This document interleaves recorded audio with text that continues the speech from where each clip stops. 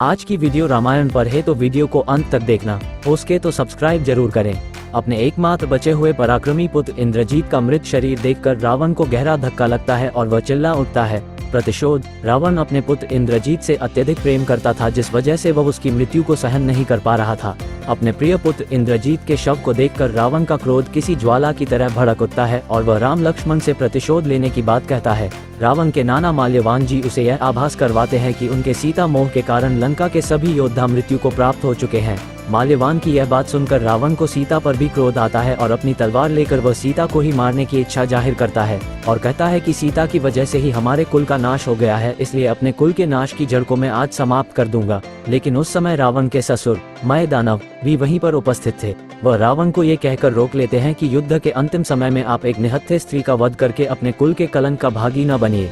अगर आप सीता को मार देंगे तो पूरा संसार यही कहेगा कि रावण अपने शत्रु का मुकाबला नहीं कर पाया, तो एक स्त्री का वध करके अपने प्रतिशोध को पूरा कर रहा है।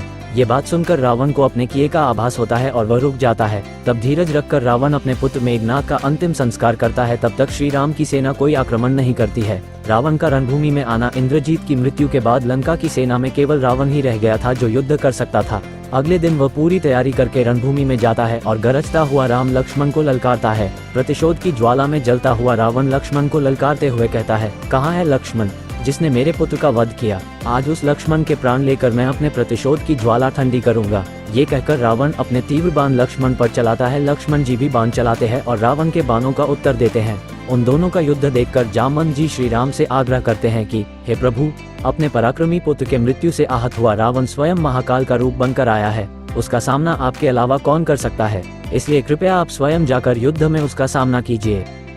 राम रावण संवाद। जामवंत का परामर्श श्री राम स्वीकार करते हैं और रावण से युद्ध करने के लिए सामने आ जाते हैं।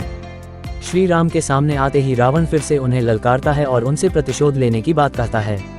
लेकिन श्री राम रावण के अहंकार का ज्ञान करवाते हैं, उसे उसकी दुर्दशा का आभास करवाते हैं कि कैसे उसके एक दुष्कर्म के कारण पूरी लंका का विनाश होने को है। श्री राम के बातों का रावण पर कोई असर नहीं हुआ और वह धनुष उठाकर श्री राम पर बाण चला देता है।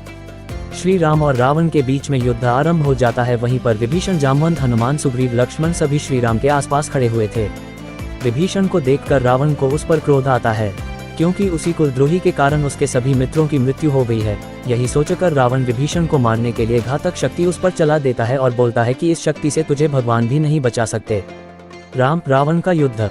विभीषण के प्राण संकट में देखकर श्री राम आगे आकर रावण द्वारा चलाई हुई शक्ति अपने सीने पर ले लेते हैं। उस शक्ति के कारण श्री राम के वक्ष स्थल पर घाव हो जाता है और वे जख्मी हो जाते हैं। श्री राम की यह हालत देखकर विभीषण को रावण पर क्रोध आ जाता है और वह रावण से लड़ने के लिए उसके सामने चले जाते हैं। दोनों में युद्ध आरंभ हो जाता है। उसी समय जामवंत भी विभीषण की सहायता के लिए आगे आते हैं और अपने दोनों हाथों से रावण के बगल में प्रहार करते, जिसे रावण अचेत हो जाता है। रावण को मूर्छित देखकर उसका सारथी उसके रथ को पीछे ले जाता है। लेकिन कुछ ही समय बाद होश में आते ही रावण दुगनी तेजी से रणभूमि में आ जाता है और गरजने लगता है। श्री राम उसकी ललकार सुनकर आते हैं और दोनों में फिर से युद्ध शुरू हो जाता है। एक तरफ तीनों लोक का अधिपति रावण था तो दूसरी तरफ मर्यादा पुरुषोत्तम तथा तीनों लोगों के स्वामी श्री राम थे। दोनों ही महापराक्रमी तथा महाशक्तिशाली प्रतिद्वंदी थे।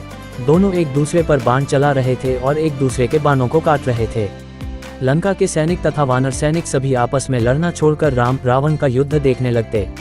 आकाश में सभी देवता, त्रिदेव, ऋषि मुनि सभी राम रावण के युद्ध के साक्षी थे, क्योंकि भगवान विष्णु का श्री राम के रूप में अवतार लेने का परम उद्देश्य यही था कि वह एक दिन अत्याचारी पापी रावण का अंत करेंगे।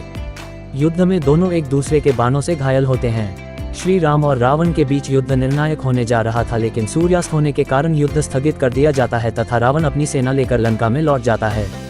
राम रावण युद्ध की अंतिम रात्रि। आज के इस युद्ध में रावण श्री राम के बाणों से बहुत घायल हुआ था तथा श्री राम भी रावण के घातक बाणों से घायल हुए थे। रावण की पत्नी मंदोदरी उसके घाव पर लेप लगाती है तथा उसे अंतिम बार समझाने का प्रयास करती है कि वह अपने अहंकार छोड़कर राम से क्षमा मांग ले तो उनकी लंका अनाथ होने से बच जाएगी। लेकिन रावण मंदोदरी के निवेदन को भी अस्वीकार कर देता है। दूसरी तरफ लक्ष्मण जी श्री राम के घाव पर स्नेह लेप लगाते हैं। श्री राम तथा रावण दोनों की सेनाओं में रात के समय यही चर्चा चल रही थी कि कल के युद्ध में हार जीत का निर्णय हो जाएगा। अवश्य ही कल का युद्ध बड़ा भयंकर होगा। राम रावण के युद्ध का अंतिम दिन। अगले दिन सूर्य उदय होता है और युद्ध भूमि में सन्नाटा पसरा हुआ था, क्योंकि कुछ ही देर में वहां पर एक महाप्रलयंकारी युद्ध होने जा रहा था। राम रावण का ये विनाशकारी युद्ध इतिहास में एक ही बार हुआ। श्री राम और रावण के बीच होने वाला ये युद्ध देखने के लिए स्वयं देवता भी प्रकट हुए थे। दूसरी तरफ लंकापति रावण भी अपने सभी अस्त्र शस्त्र तैयार करके अपने निर्णायक युद्ध के लिए अपनी सेना लेकर आया। दूसरी ओर श्री राम की सेना भी पूरी तत्परता से आज के निर्णायक युद्ध के लिए तैयार थी। एक तरफ रावण अपने विशाल रथ पर सुसज्जित होकर युद्ध भूमि में आता है, वहीं दूसरी ओर श्री राम नंगे पैर भूमि पर खड़े थे। ये देखकर देवताओं के राजा इंद्र ने ब्रह्मदेव से यह विनती करते हैं कि श्री राम और रावण के युद्ध में समानता नहीं है। देवराज इंद्र ने ब्रह्मदेव से कहा कि हे ब्रह्मदेव, एक और लंकापति रावण अपने अजय रथ पर सुसज्जित होकर युद्ध भूमि में आया है, वही प्रभु श्री राम युद्ध भूमि में नंगे पैर खड़े हैं। ये युद्ध समानता का नहीं है, इसलिए कृपया करके इसका कोई समाधान बताइए। तब ब्रह्मदेव ने देवराज इंद्र से कहा, हे देवराज, आपका कथन उचित है, इसीलिए आप श्री राम की सहायता के लिए अपना दिव्य रथ उनकी सेवा में भेज दीजिए। श्री राम के इस युद्ध में उनकी सहायता करने से आप देवताओं के सारे मनोरथ सिद्ध होंगे। ब्रह्मदेव की आज्ञा पाकर देवराज इंद्र अपना दिव्य रथ और सारथी मातले को श्री राम की सेवा में भेजते हैं। देवराज इंद्र का दिव्य रथ युद्ध आरंभ होने से कुछ समय पहले आकाश मार्ग से एक दिव्य रथ श्री राम के समीप उतरता है। सभी उस रथ को देखकर असमंजस में पड़ जाते हैं कि यह किसका रथ है। तब उस रथ के सारथी मातले बताता है कि उसे देवराज इंद्र ने भेजा है ताकि रावण के साथ युद्ध करने में उनकी सहायता की जा सके। तब श्री राम कहते हैं कि हमने तो देवराज इंद्र से कोई सहायता नहीं मांगी, फिर उन्होंने अपना ये रथ क्यों भेजा है। श्री राम की इस बात से लक्ष्मण भी सहमत होते हैं और कहते हैं कि इसमें राक्षस सेना का कोई षड्यंत्र भी हो सकता है। तब रथ का सारथी मातले बताता है कि स्वयं ब्रह्मा जी की आज्ञा से देवराज इंद्र ने रावण से युद्ध करने में सहायता करने हेतु आपके लिए ये रथ भेजा है। तब मातले देवराज इंद्र के रथ की विशेषताएं बताते हुए कहता है कि इस रथ के घोड़े मन की गति से चल सकते हैं, ये रथ आकाश मार्ग में चल सकता है और आपके शत्रु के रथ से अधिक तेज गति से भाग सकता है। इसलिए कृपा करके आप इस रथ पर विराजमान हो जाए, क्योंकि लंकापति रावण मायावी युद्ध में निपुण है। रावण के कपट युद्ध से बचने में आपको ये रथ सहायक होगा। मातले की बातों से श्री राम को उस पर विश्वास हो जाता है और वह इंद्र के रथ पर सवार हो जाते हैं और रणभूमि में आ जाते हैं। अपने शत्रु को दिव्य रथ पर विराजमान देखकर रावण आश्चर्यचकित हो जाता है और अपने सारथी से पूछता है कि वन में भटकने वाले इस वनवासी के पास ऐसा दिव्य रथ कहाँ से आया। तब रावण का सारथी उसे बताता है कि ये देवराज इंद्र का रथ है। ये सुनकर रावण देवराज इंद्र पर भी क्रोधित होता है। रावण का अंतिम युद्ध। अपने धनुष की प्रत्यंचा की डंकारा बजाते हुए रावण श्री राम को ललकारता है और कहता है कि केवल दिव्य रथ होने से कोई युद्ध नहीं जी जाता, उसके लिए अपना बाहुबल भी दिखाना पड़ता है। ये कहकर रावण श्री राम पर बाण चला देता है। इसके उत्तर में श्री राम भी बाण चलाते हैं। दोनों महाशक्तिशाली योद्धाओं में भीषण युद्ध छिड़ जाता है। बहुत देर तक युद्ध चलने के बाद रावण अपने रथ को आकाश में ले जाता है और ऊपर से ही श्री राम पर तीरों की बौछार करता है। ये देखकर श्री राम भी अपने सारथी मातले को कहते हैं कि तुम भी रथ को आकाश में ले चलो। मातले श्री राम के रथ को भी आकाश में रावण के रथ के समकक्ष ले जाता है। फिर से दोनों एक दूसरे पर बाणों की बौछार करने लगते हैं। बहुत समय तक जब कोई परिणाम नहीं निकलता तो श्री राम अपने दिव्यास्त्र से रावण का मस्तक काट देते हैं।